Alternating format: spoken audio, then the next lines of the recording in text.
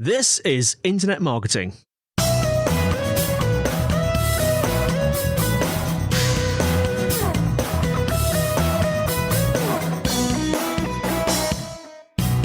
Hello and welcome to the Internet Marketing Podcast brought to you by Site Visibility. I'm your host, Scott.colenutt, and with me today is Ollie Hills, CEO of Nonsensical, which is a brand name I love, by the way. And we're going to be discussing leveraging the power of local communities via social media. So all things local and social today. Welcome to the podcast, Ollie. Thank you, Scott. Thanks for having me. Appreciate it. No problem. So before we go into the depths of today's episode, do you want to take a moment to introduce people to Nonsensical and your role in that company? Absolutely, and I love the fact you love our name. When we were rebranding recently, we rebranded in March. It just absolutely worked, and a lot of this podcast will talk about why kind of nonsensical content really works on social today. So yeah, really pleased you like it. So I'm Ollie. I'm the CEO of Nonsensical. We are a social media agency and publisher. So as well as running clients' social media, et cetera, we also own and operate our own social media communities. So we have Birmingham Updates, which has about 750,000 followers across the different social channels. And we also have Best of Bristol, which has now got 150,000 followers, again, across the social channels. And most recently, we launched a non-local community, but a TikTok-specific one called Endless Mythology.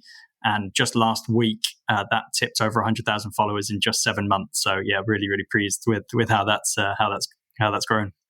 And in this episode, we'll discuss the growth of those.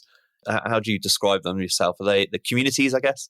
Yeah. It's a weird one because no one really knows how to describe them because it's semi-publisher, semi-community, I guess, social media page. Some people call it so, but generally we call it communities.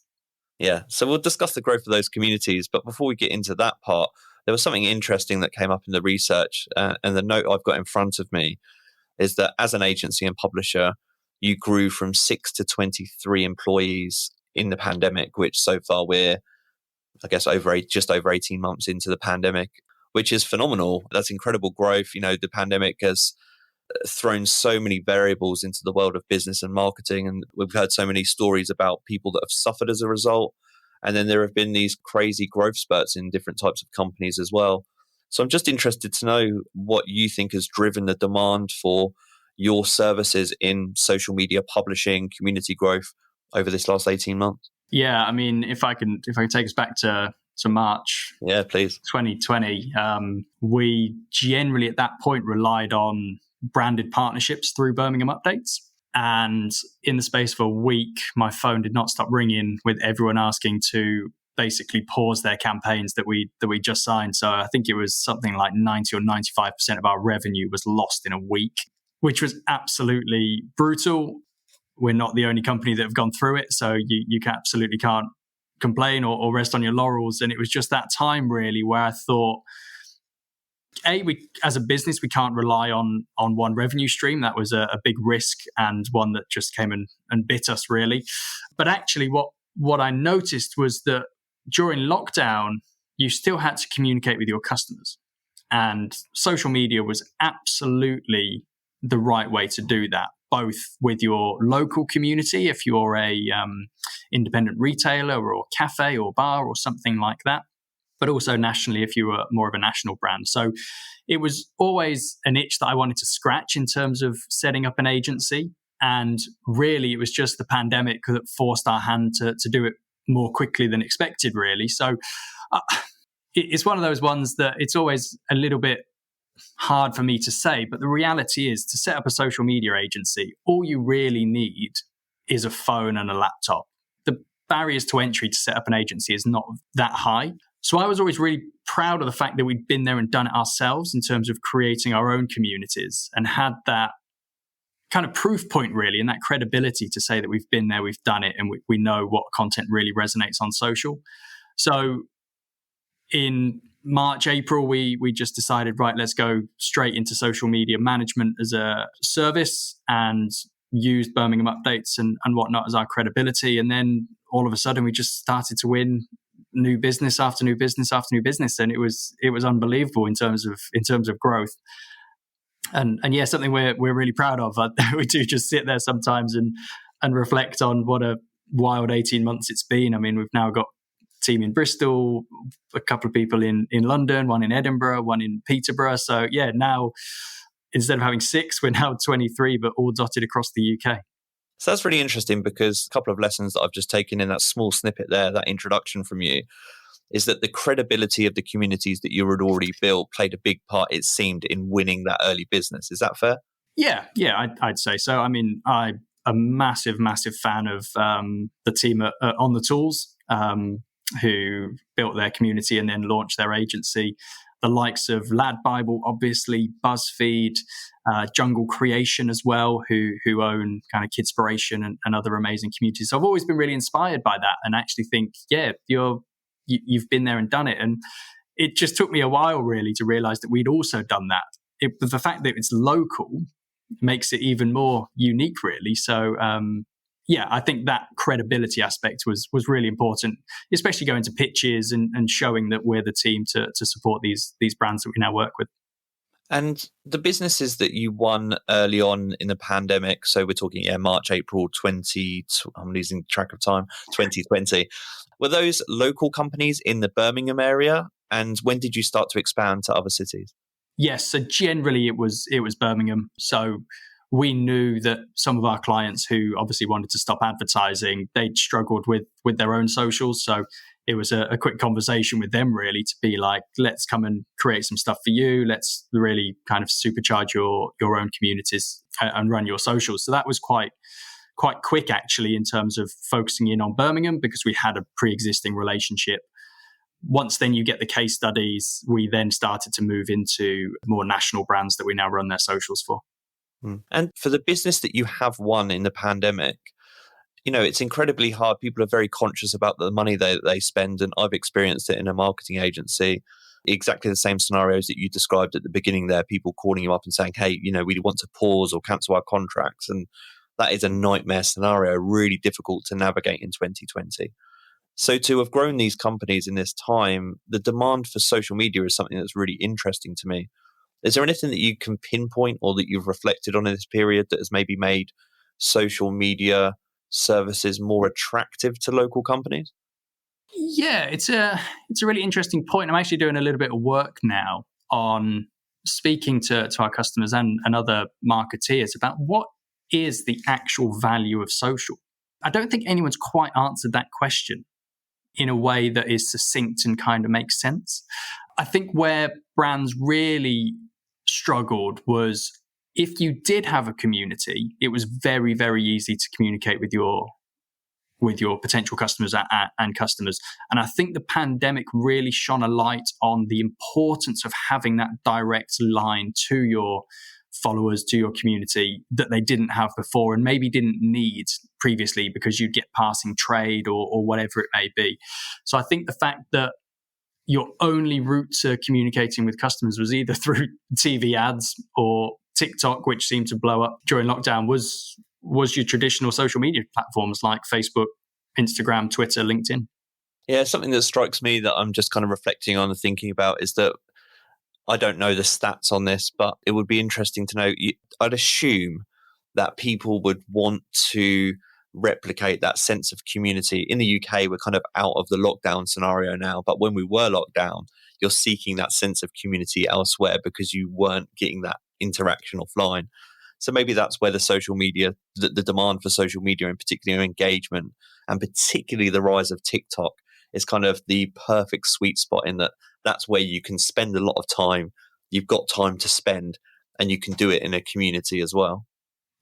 TikTok is, wow, unbelievable platform. I'm obsessed. I think it's absolutely incredible. Well, let's get into that then. So, because I want to talk about to kind of build the picture up about what you do for our listeners and for myself. I want to learn a little bit more about how you've grown some of these communities, in particular, Best of Bristol, Birmingham Updates, and was it Endless Mythology? It was, yeah. And so maybe if you could just describe those local social communities. I know Endless Mythology isn't local necessarily, but talk me through the process of building those accounts, those communities, those projects up. Great. So Birmingham Updates was the first. Cast your mind back just over 10 years ago to August 2011. The UK was in a torrid time because you'll recall there was the riots.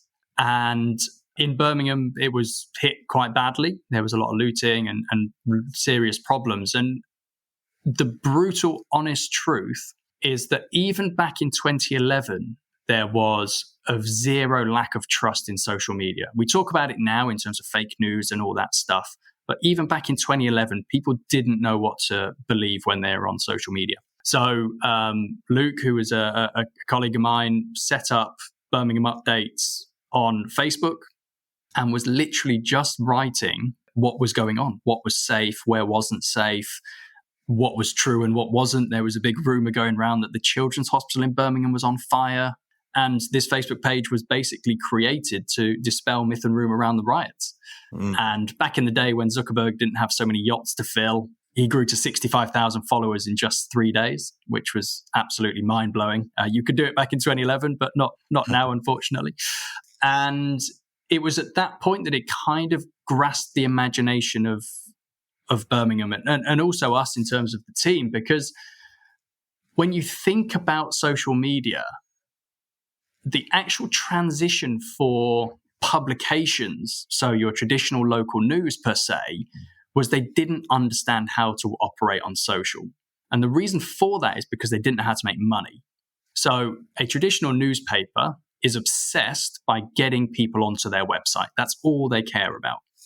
And in order to do that, you have to take someone from social, click a link, and get them to the site. Now, if you think about what's been the major problem over the last 10 years, it's actually the rise in fake news and clickbait. And people don't want clickbait. People are bored of it. So the way we managed to grow Birmingham Updates was just writing and producing content that was inherently social first.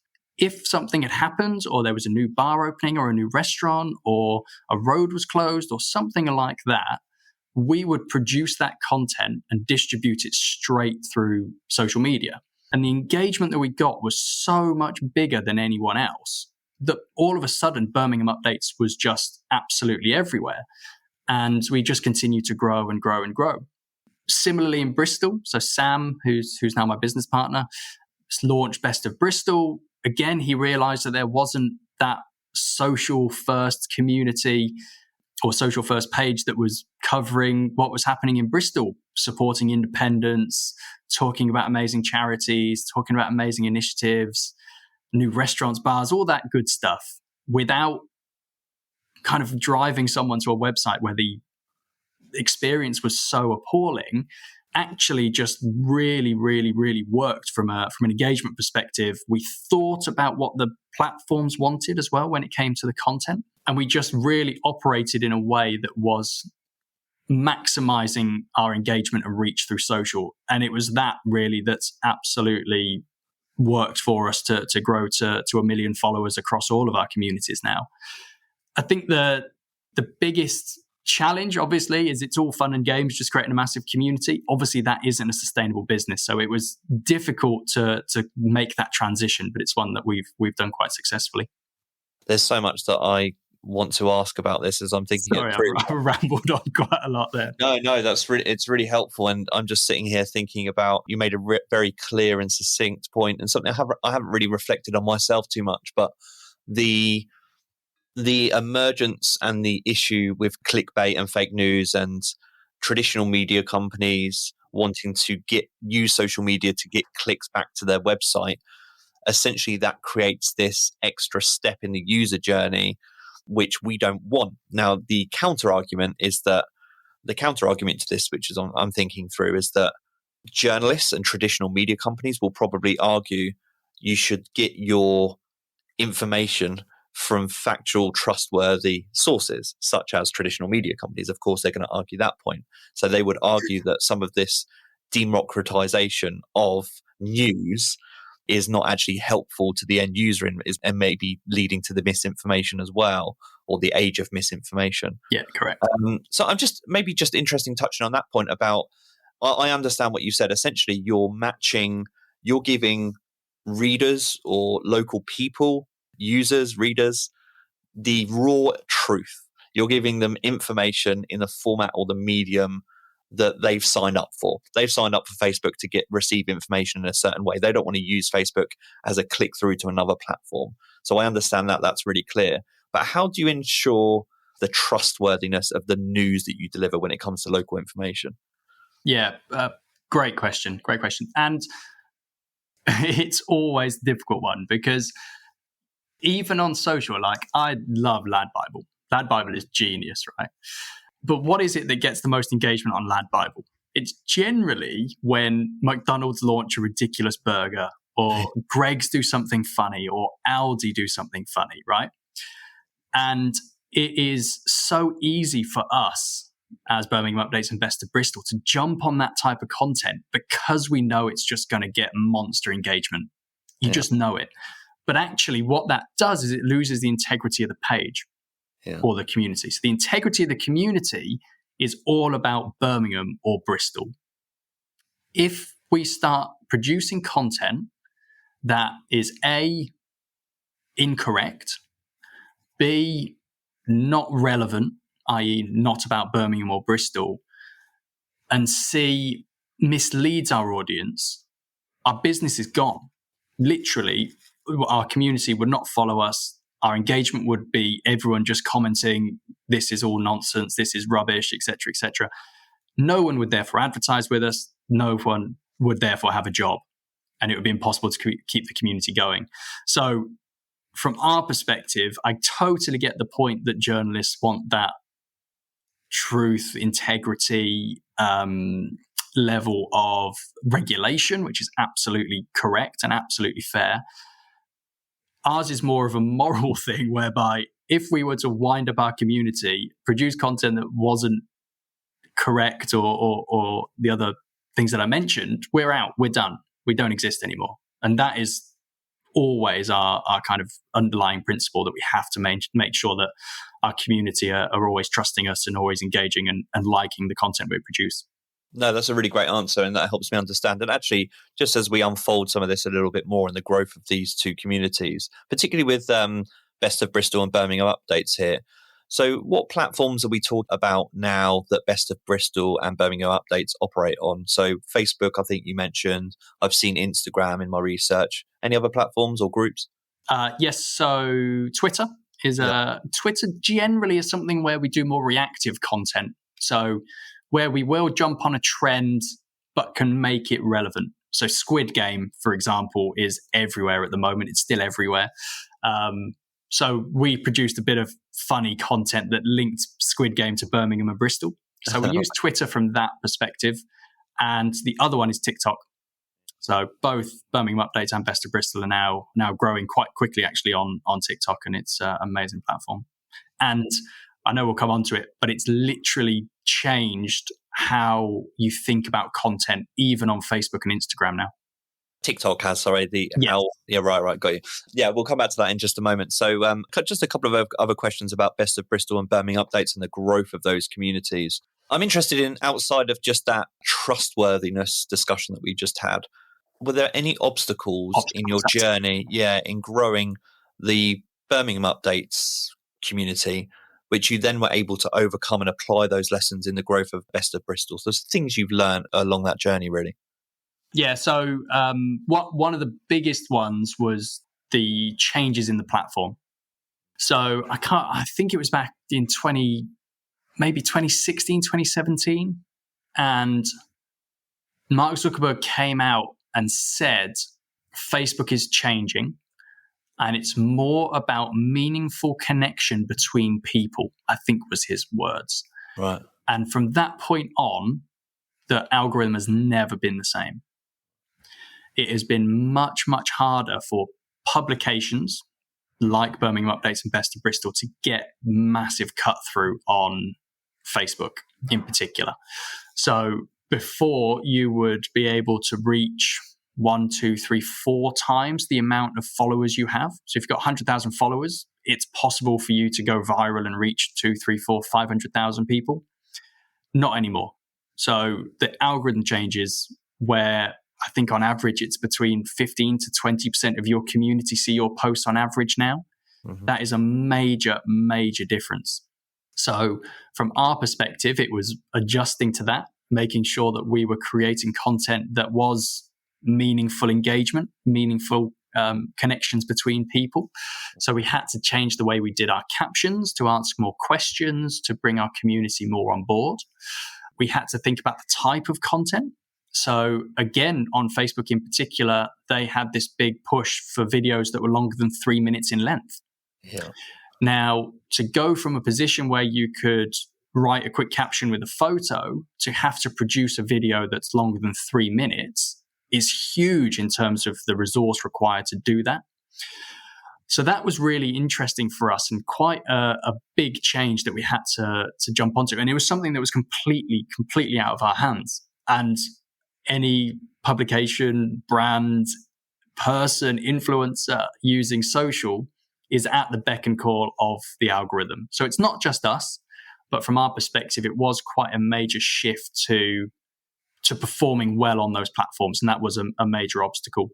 The other one I mentioned briefly, and that was the engagement bait and the temptation to write about an amazing thing that Greggs have done. I think Audi released a pair of trainers, or Lidl released a pair of trainers, and it just went absolutely wild. It was everywhere. Yeah. And you're so tempted to write about it or to put up a post, but you're like, this isn't relevant to my community. This isn't Birmingham. And you've got to go to those underlying principles of why do people follow this page? And that was really big. And then one of the worst ones, which was really quite sad and it impacted a lot of our team, was during the pandemic, actually. We were still covering news at that point. We've actually changed our content strategy quite heavily, because what we noticed was that the negativity and just almost hate in the comments around Black Lives Matter, about COVID, about all of these things was just quite shocking. And it really, really impacted the team who were actually running Birmingham Updates and our other communities. And it was at that point, really, that we had to think, how do we change the mood of our community? And it was really that pivotal moment where we stopped actually covering local news, as it were, and we moved towards more local lifestyle, more positive news, more upbeat stories. So incredible street art, people doing amazing things, exciting things for the region, like the Commonwealth Games coming to Birmingham.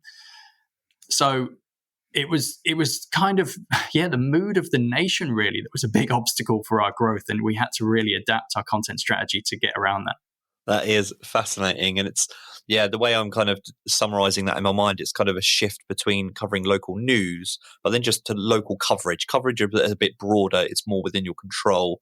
News is dictated by whatever's happening and you're reacting to it. Coverage is a bit more proactive.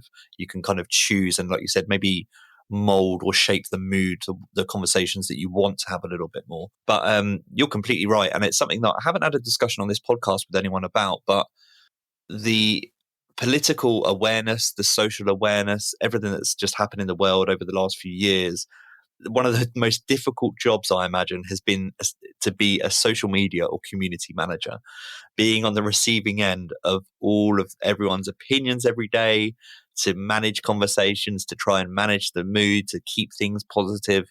It's difficult for so many of us.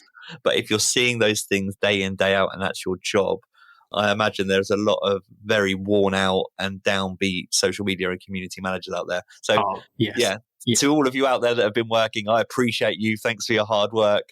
And I think it's just a case of we just have to appreciate those roles and how difficult they are, and remember that they are actual people on the other end of that. Really. Yeah, I remember. I think it was the social media manager at Yorkshire Tea deserves a massive shout out, because I can't remember the actual comment, but I'm sure it was Rishi Sunak was holding up a bag of Yorkshire Tea, and someone was shouting at Yorkshire Tea on Twitter saying, "Oh, I'm never going to drink you again." And the social media manager just replied to whoever it was, it's like, literally, you're shouting at tea. And it was unbelievable. I just laughed so much. And it was that really that it just like, these social media managers get bombarded day in, day out. And I tell you what, social media manager, it's one of the hardest roles ever, because the complexity of what you're asked to do now is massive. We expect social media managers and content creators to be videographers, editors, photographers, copywriters, data analysts, now presenters, because TikTok wants people to front the videos, and a graphic designer. Honestly, the list just goes on with what we expect from our social media managers today. And it is a tough job, especially then at the end of the day when you go to moderate some comments and you've just got absolute hate and chaos to kind of go through. So I have massive respect for all social media managers out there. It's not an easy job, and I think you deserve a lot more respect than you maybe get. Yeah, you just mentioned so many aspects of the role of the social media managers. A mediator, like mediating between people in comments and stuff, is also another important part absolutely. Counselor. Yeah, counselor, exactly. Yeah, well, I think it's important that I'm glad we had that conversation. It's important to shine a light on that topic. And the thing that's really difficult is that in an ideal world, maybe as you've just described, if you're a bigger company, you have the luxury of greater budgets, then perhaps you do have a separate videographer and separate to a social media manager, separate to a presenter, and so on and so forth. In smaller companies, it's pretty natural that your roles are a little broader. But again, if you're a business owner or someone that's recruiting a social media manager in a small company, you do have to manage your expectations about what's achievable.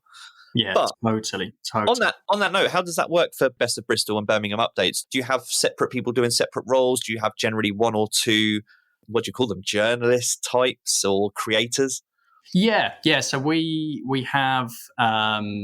So Sam is our CMO. So he's overall responsible for the performance and I guess content pillars within our communities. And then we have a head of Birmingham Updates and we have a head of Best of Bristol. And they are responsible for making sure the content we're putting down is good. So a lot of the content that we use is user generated. So amazing photographers, amazing videographers that have been in created content that we obviously ask for permission for and shine a light on the work they're doing. Then also we have a range of videographers and photographers and graphic designers. So if we do want to go out and create content ourselves, they can basically write briefs for our team to go out and create that for them, if they're not out and about themselves just creating. So yeah, we're quite lucky in the fact that we have those specialties. We've also got presenters as well, which is brilliant. So a lot more informative presenter-led content that we're doing at the moment. Just one example is that there's basically an underground bunker, a nuclear bunker that sits underneath Birmingham that nobody knows about. Nice. And we did a presenter-led piece all about why that's there, what it is, where it goes from. We did another one. There's apparently a gypsy curse on the Birmingham City Football Club stadium. So again, we went down and filmed one of our presenters talking about that. And yeah, so we're very fortunate that we've got that wide range of skills within the team. As you were talking through the growth of those communities, I'm also interested in software and organic versus paid. So just on the software front, have you used any software to help grow these communities over these last 10 years? Yes, good question. So one of the biggest ones for us is a platform called CrowdTangle. And Facebook actually bought CrowdTangle a couple of years ago and basically gave it as a free bit of software to publishers. And what you can do is you can set triggers, basically. So when content starts to get higher levels of engagement relative to normal in the likes of Facebook groups or other pages that you can set to follow, you can get notified when things start to trend. Right. So that was a really big one for us because we wanted to make sure that back in the day when we were covering news, that we wanted to be first. We wanted to make sure that we were covering the stories. So that was a real big one for us. Other bits of technology, I mean, Twitter for us was just epic. So the likes of TweetDeck, I know it's really obvious, but it works so well just to see what the conversation was, obviously setting up keywords in Birmingham and Bristol and just having a real localized view. I guess that's the one benefit we have when we're just a location-based community is that most people, when they're writing about content, you either know them because they're influential within the city, or they write Birmingham, Bristol in their captions. So from that perspective, just having really good keyword trackers was absolutely vital for us. Onto the topic of organic and paid. So far, everything that we've described journalists or creators responding to news and then pivoting to coverage. You've discussed their software that's helped you grow. And then, of course, there's the organic versus paid. Now, going back to, you mentioned 2016 and some Facebook algorithm changes. The more skeptical people out there, it depends what side of the fence you sit on. Some people will say, hey, Facebook changed the algorithm so that people had to pay for exposure more. And actually, the only way to build communities is through paid ads on Facebook and other platforms. What's been your experience? Has all of this been organic? Has it been paid? A mix of both?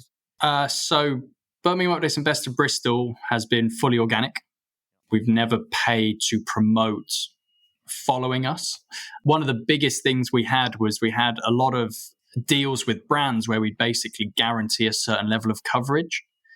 And before, it was so easy to hit those because the content you produced just went absolutely wild. And we were always overestimating how many people we'd reach because the algorithm was in our favor.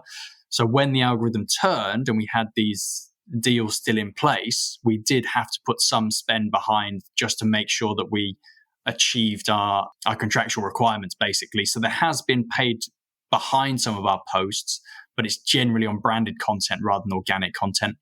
And on the paid side of things in general, are you on that kind of more skeptical side of the view that social media companies or big tech companies in general are trying to tweak the algorithm in favor of their self-service ad platforms? Is that where you would stand maybe, or do you not read into it that much?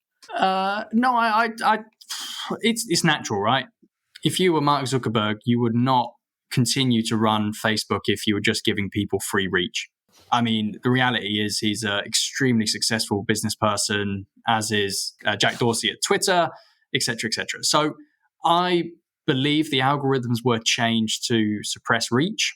You can see it in the data. Like a lot of the stuff we see is our average reach per post used to be 120,000 on Birmingham Updates. Now you're looking at between 70 and 80. Right. So that's a huge reduction. And it was all after these announcements that Zuckerberg made. So I absolutely believe that there is a suppression in reach. They've changed the algorithms, absolutely. What I don't stand for, though, is always using that to blame poor performance, because good content does get good engagement. It's absolutely 100% true from that respect. And one of the reasons we rebranded to Nonsensical is because if you think about the content that actually works on social, it's not always what you'd expect. So if you're a brand, do people actually care about brands on social? Honestly, do you really look forward to the next post from the post office or the AA or some of these companies that have social media? Absolutely not. What you actually engage with is content that is funny, relevant, inspiring. It may be educational. You may learn something. And it's that really, or trending, obviously, trending topics. So pop culture and that kind of thing. So actually, if you're a brand and you're really thinking about what it is that's going to engage your community and you're creating content that actually works and actually resonates with your audience, your engagement rates and your reach will be higher. So I don't buy that the algorithm has suppressed everything and it's a waste of time, because good content does cut through. That's a great phrase at the end. In fact, that's the phrase I had in mind as you were talking. Good content cuts through. And it's very easy, isn't it, it's very easy to fall into the trap of thinking that maybe your content's not resonating because of the tech companies and whatever's happening, but you're in control of what you produce and you've got to experiment. And as you said, there is lots of luck involved and timing, which makes a lot of this nonsensical. I'm interested, actually, as we talk about that. Has there been anything more, maybe more recently, that stood out to you? Maybe something that you it's just an everyday piece, something that's produced that maybe has been particularly popular for you in any of these communities that you just didn't expect. And maybe it's just a mix of that timing, luck, something that's resonated that just doesn't make sense, but it's worked. Yeah, no, it's a really good point. So community-wise, we started working with a presenter in Bristol. It's called Oscar, or Bosphorus is his name. And we did a piece where he basically went into one of the Indian restaurants that we worked with and just tried a couple of dishes on the menu. Oscar is unbelievably Bristol. Like, if you think of Bristolian, think 10 times more and you've got Oscar, right? And it was just absolutely perfect. So it's him in the rain outside the Indian restaurant. I'm not going to try and do the Bristol accent because it was just embarrassing for everyone involved. But the way that he started the video, then took you through, did the tasting, it was unreal. I think it reached like 300,000 people across Instagram Reels and TikTok. It was just absolutely mind-blowing. And when you produced it, you're just like, yeah, that's a good bit of content. It's a little bit bizarre because you have this like ridiculously Bristol presenter, and it just went absolutely wild. Absolutely wild. It was amazing. I recommend you go and have a look because it is funny. I can't describe Oscar apart from the most Bristolian person you've ever seen. I was going to say that's the kind of thing I'll link to in the show notes if any listeners want to look at that and take a look at that. And then I'm glad you mentioned TikTok there because I think it's good to close out, and you've teased your enthusiasm for TikTok throughout this. So time to talk about TikTok. When did TikTok really start coming on your radar? When did you start to experiment with it? And as you talk through that, maybe talk about the growth of this endless mythology community if you can. Yeah, great. So TikTok really, I think like most people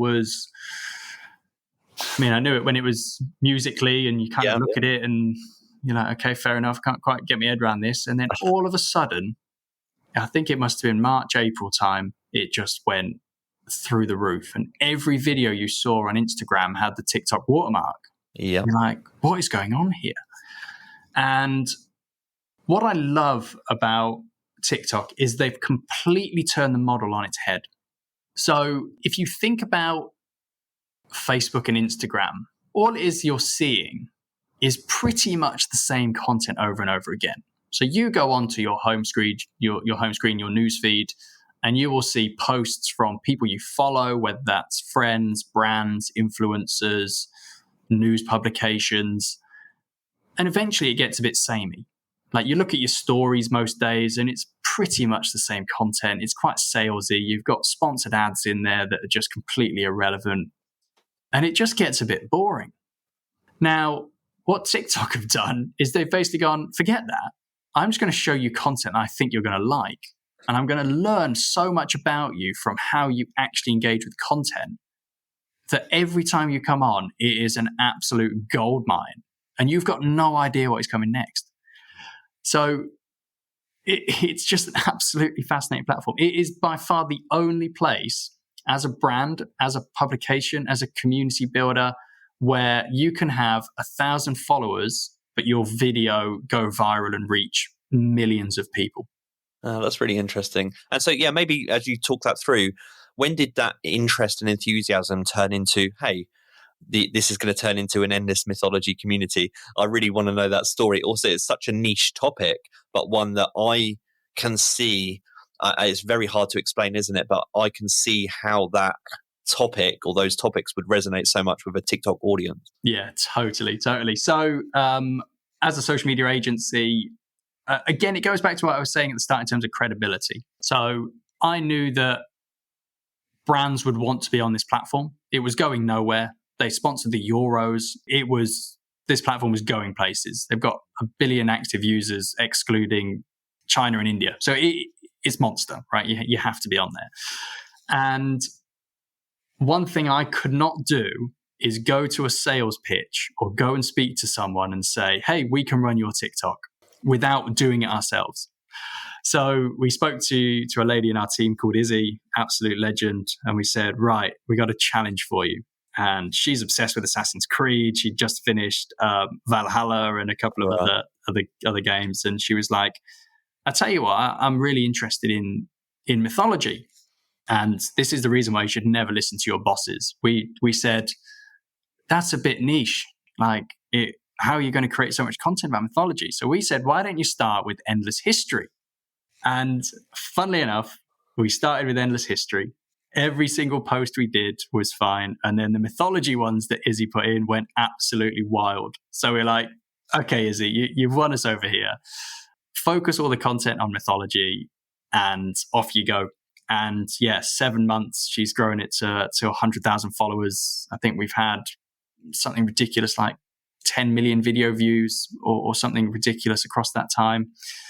And the biggest thing with TikTok is finding a mode or a method or a style of video that really works for you and your community. So Endless Mythology, we do a lot of voiceover type videos. So we'll get footage and we'll talk about stories about whatever it may be, Cyclops or Norse mythology or whatever it may be. Whereas with Birmingham Updates and Best of Bristol, what we do is more, here's awesome places to go and visit in Bristol, and we'll send a presenter down there and they'll start to talk and show you through some of the best burger restaurants or best places to get cocktails or 5 hidden parks you didn't know about. So the different types of content you can create on that platform, it's a case of testing and really working out what resonates with the community that you're building. So yeah, Izzy takes full credit and should never listen to us again, basically.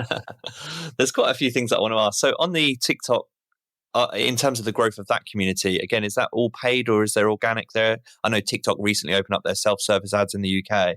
Yeah, so all of that has been organic, no paid. And a similar question as to those that I've asked before, in terms of any software or services that have helped you in that community management and growth on TikTok? Yes. So I'm going to do a self-plug in a moment because I think what we've created is quite fun, actually. But the first one, I can't even remember what they used to edit the videos. It'll come to me in a second. So in terms of video editing, we find absolutely crucial. We use InShot, which is a really, really simple mobile phone video editor.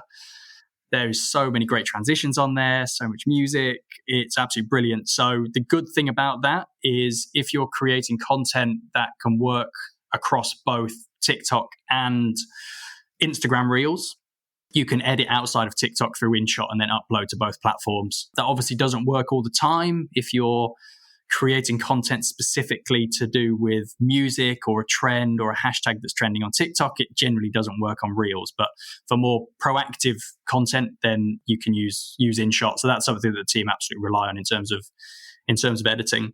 And one of the funniest things is we've got, they won't mind me saying this, we've got videographers in our team who are superb in terms of the way that they produce content, but sometimes it's actually too polished for TikTok. So one of the biggest things, and they absolutely hate it, is just like, right, this is a TikTok video, so can you just go out with your phone and a gimbal and just capture the content and be a little bit shaky? They look at me like I've gone absolutely nuts, but it's all about authenticity of content, and if it's too polished, it just doesn't work. And then by far, I think the most important thing on TikTok and most platforms today, to be fair, is having a presenter who is very, very confident and comfortable on camera.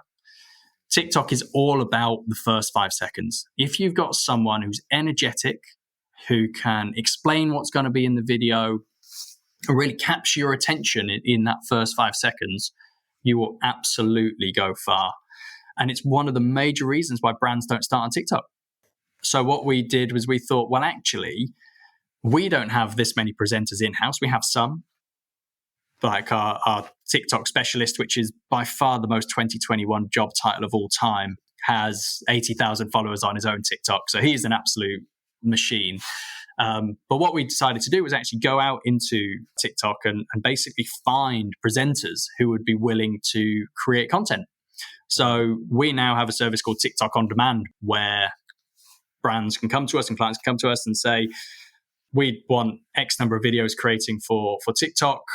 Can you help us with a brief and actually finding the right person to record it, to present it, whether that's based on diversity or whatever it may be in terms of making sure it's right for the brand. So that's been something that's been really quite fun building over the last kind of 6 months or so.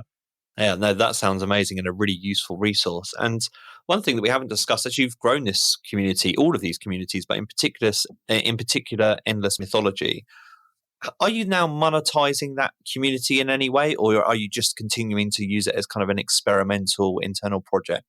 At the moment, experimental and very internal. We are on TikTok's creator fund now, so they pay us money for content we create just for the platform. It's not that lucrative, I'll be brutally honest, but it's nice to be to be valued by the platforms. So no, we're just fully organic and not paid for on that platform at the moment. Maybe if the next Assassin's Creed comes out or a brand wants to reach into the mythology community, then we're open. But yeah, it's just kind of internal research and credibility building really for us, and just proving that we can do it. And I'm not a huge TikTok user. Like as a marketer, I experiment. I'm just a social media lurker in general. You know, I'm not. I'm my medium is podcasting, and I enjoy these conversations and get out there that way. But one thing that I haven't seen, as much as I've spent time on TikTok, is local aspects of TikTok. I don't even know if that exists. So can you achieve that kind of same sense of local community as with Facebook, as with Instagram on TikTok? Is that something you've seen or experimented with? Yeah, it's a brilliant question. I mean, we talked earlier about what are the best platforms for building local. Yeah. One of the best ones is actually Facebook groups right now. It's absolutely spot on. People are looking and searching for groups. They want to be more local. And that's one of the best ways of actually building local communities today is through Facebook groups. But TikTok is getting there. It's very much to do on the hashtags that you use and making sure that you're creating content that is, again, true to your community. So when we create content for Bristol and Birmingham, we make sure that we've got the accents good. So you've got a Bristol accent, a Birmingham accent. We film in memorable and noticeable places in those two cities. So the algorithm basically learns who that video should be going to. So based on the hashtags, based on if someone's engaged with it before, it's a little bit hit and miss, but we have grown. I think Birmingham Updates is at 10,000 followers now, and Best of Bristol is at 14,000, I think.